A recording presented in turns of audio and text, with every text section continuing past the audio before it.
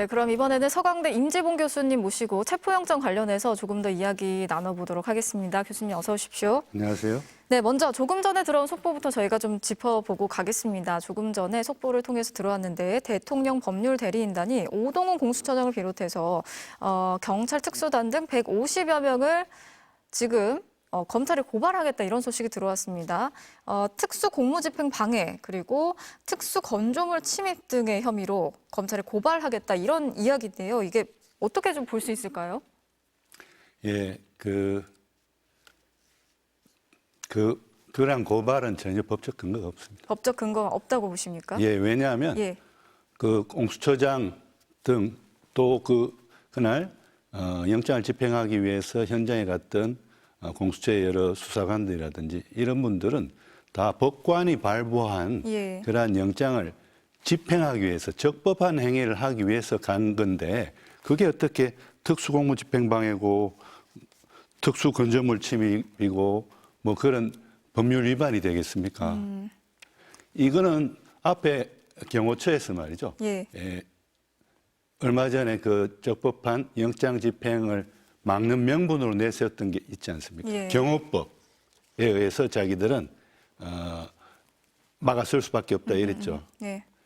모든 게요 사실은 헌법 이 최상위법 아니겠습니까? 예. 헌법 12조 3항은 검사, 그러니까 공수처 검사가 신청하고 법관이 발부한 영장이 있으면 체포, 수색 이런 것이 이루어지고 그것이 합법적이라는 겁니다. 예. 그런 집행은 합법적이라는 것을 전제로 하고 있고 그걸 헌법에서 이야기하고 있는데 경호법이라든지 오늘 말씀하신 뭐 형법상의 특수건조물 침입, 예. 특수공무집행방해 형법은 헌법의 하위법이에요.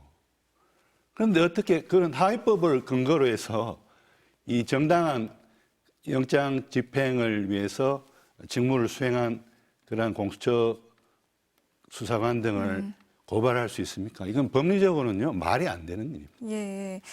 그 말씀하신 것처럼 지금 공수처와 경호처가 첨예하게 충돌을 빚고 있는데 공수처는 법원이 체포 수색영장을 발부한 만큼 경호처가 협조를 해야 한다 이런 입장이고 경호처는 말씀하신 것처럼 경호법에 의거해서 법적 근거 없는 무단 침입이다 이렇게 반발을 하고 있는 상황인데 이게 지금 법적 근거가 없다 이 말씀이신 거죠? 그 경호처의 주장이 예. 법적 근거가 없다는 거죠.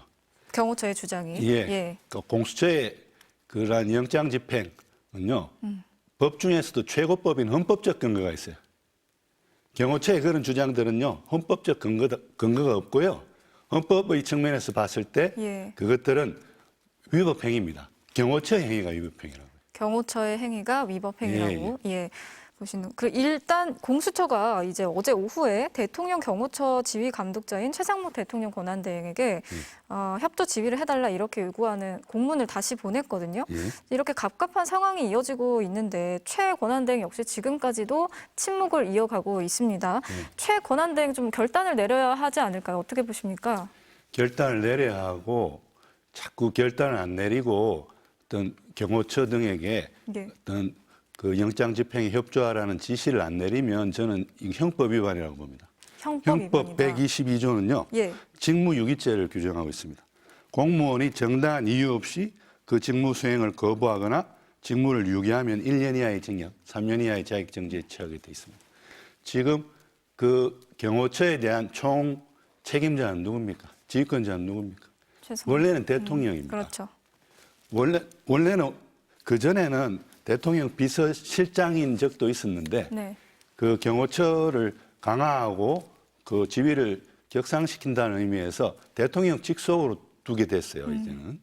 근데 대통령 직속의 경호처면 원래는 윤 대통령이 탄핵 소추안이 가결 안 됐으면 윤 대통령이 이제 지휘권자인데 지금은 그 대통령 권한을 대행하고 있는 최 부총리가 이제 그 지휘권자인 거죠. 예.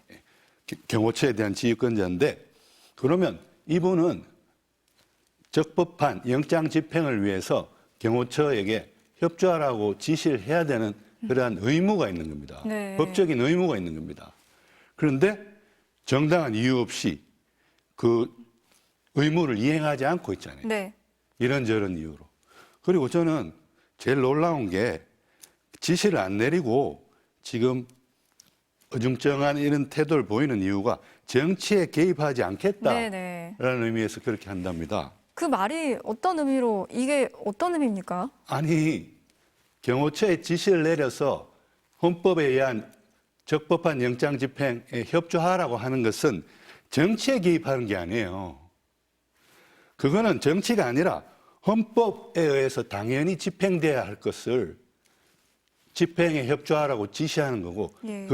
그거야말로 법치주의 문제, 그 헌법의 문제인 것이지, 그것이 어떻게 정치에 개입하는 문제가 되겠습니까? 예. 이런 이유로 자꾸 지시를 안 내리면 이건 정말 직무유기죄예요. 법률 위반이고 최 부총리가 예. 권한대행도 장관으로서 지금 권한대행을 하고 있는데 이렇게 위법 행위를 하면 탄핵 소추 사유가 됩니다. 이것도. 예. 네, 최 부총리의 이런 상황이 직무유기다, 법률 위반이다 이렇게 짚어주셨습니다. 그렇습니다. 그 1차 영장 집행 때요, 관저에 국민의힘 윤상현 의원이 함께 있었거든요. 근데 이 내란죄 수사권이 없는 공수처의 체포영장이 명백한 불법이고 사법체계 붕괴다. 영장에 불응하는 것이, 그러니까 영장에 불응하는 것이 헌법과 법치주의를 지키는 것이다. 이렇게 윤석열 대통령의 말을 전했거든요. 이게 대체 어떤 논리라고 보십니까? 법적으로는요, 오히려 반대예요. 아. 예. 반대예요. 영장에 불응하는 것이 헌법과 법치주의를 지키는 것이 아니라 적법하게 법관에서 발부된 영장 집행에 불응하는 것이야말로 헌법 12조 3하에 규정되어 있는 영장주의 원칙을 파괴하고 법치주의를 파괴하고 사법 시스템을 파괴하고 사법 체계를 붕괴시키는 그런 시도라고 봅니다. 저는 요새요, 윤 대통령 측이나 윤 대통령 그 변호인 측이나 혹은 일부 여당 의원들 말을 보면요, 반대로 이야기하는 것 같아요. 많은 것들을. 그러니까 그 적반하장이라고 그러죠. 우리가 하고 싶은 이야기를 반대로 이야기하는 것 같아요. 국민들이 하고 싶은 이야기를 예. 반대로 이야기하는 거죠. 예. 아니, 정당한 영장 집행에 협조하지 않고 불응하는 것이 헌법과 법치주의를 파괴하는 것이지, 영장에 불응하는 것이 어떻게 헌법과 법치주의를 지키는 거예요.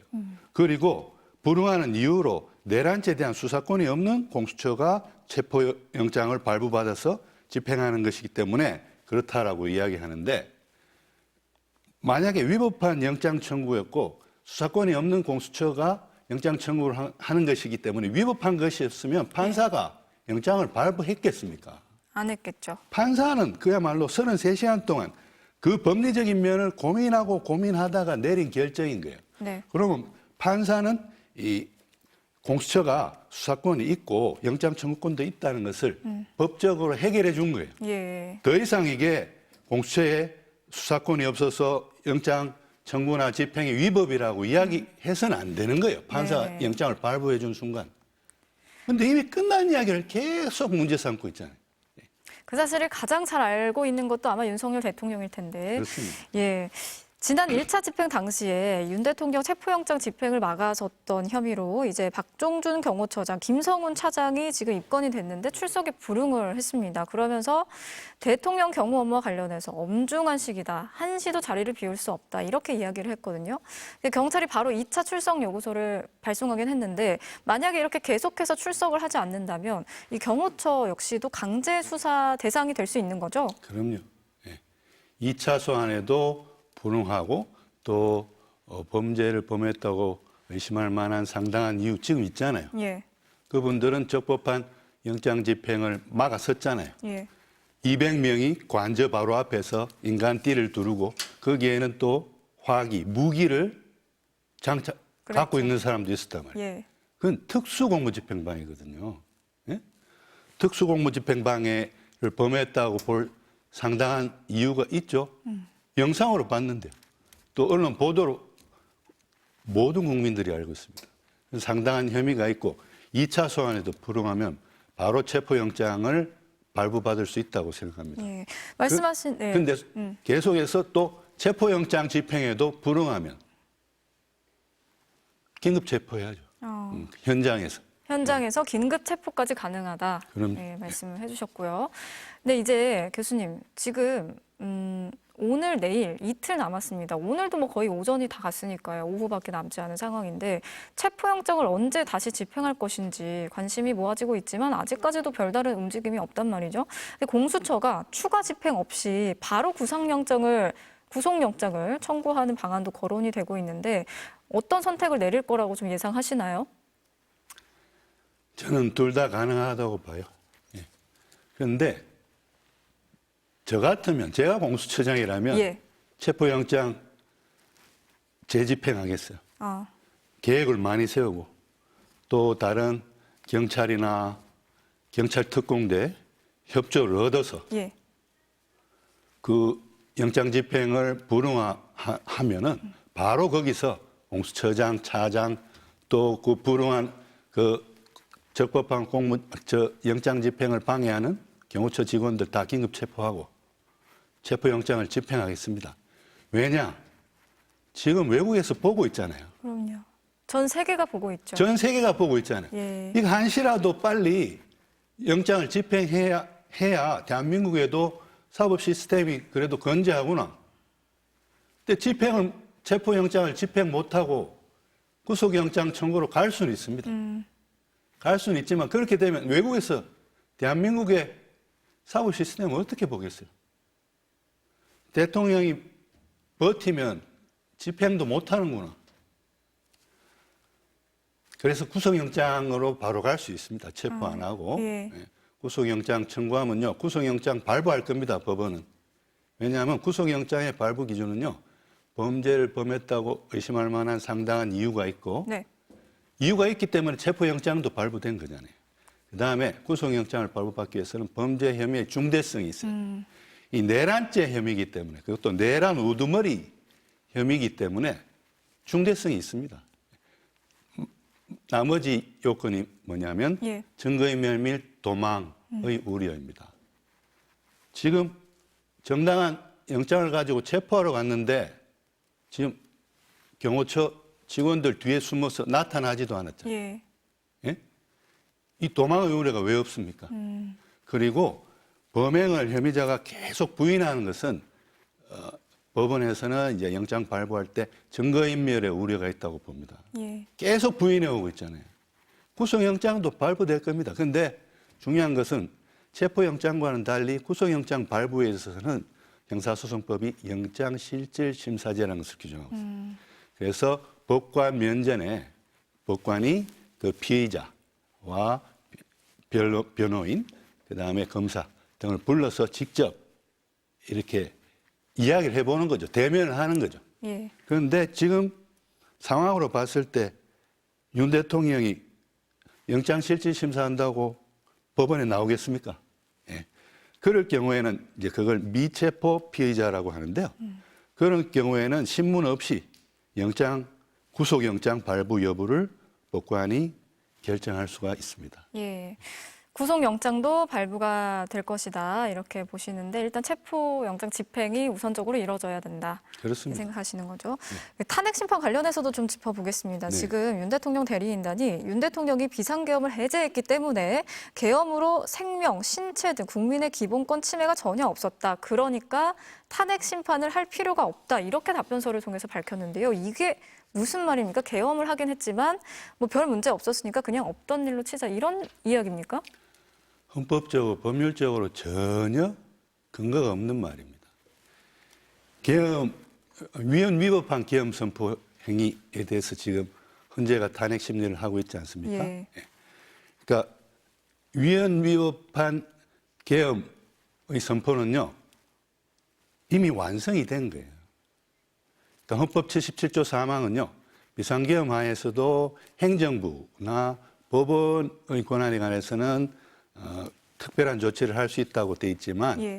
국회는 계엄 해제 요구권을 갖고 있기 때문에 아무런 조치도 해서는 안 되는데 경찰을 통해서 국회의원들의 국회 출입을 막았죠. 그 다음에 계엄군을 투입해서 유리창을 깨고 본청에 난입해가지고 이 국회에 계엄 해제 요구안 가결이라는 그 권능 행사를 불가능하게 하기 위해서 계엄군을 투입했죠. 계엄군을 투입한 순간 이미 예. 완성이 된 거예요. 네. 그 위헌 행위는. 네. 그런데 그게 뭐 2시간에 몇 시간의 걸로 끝났고 국민들의 기본권 침해가 없었다고요?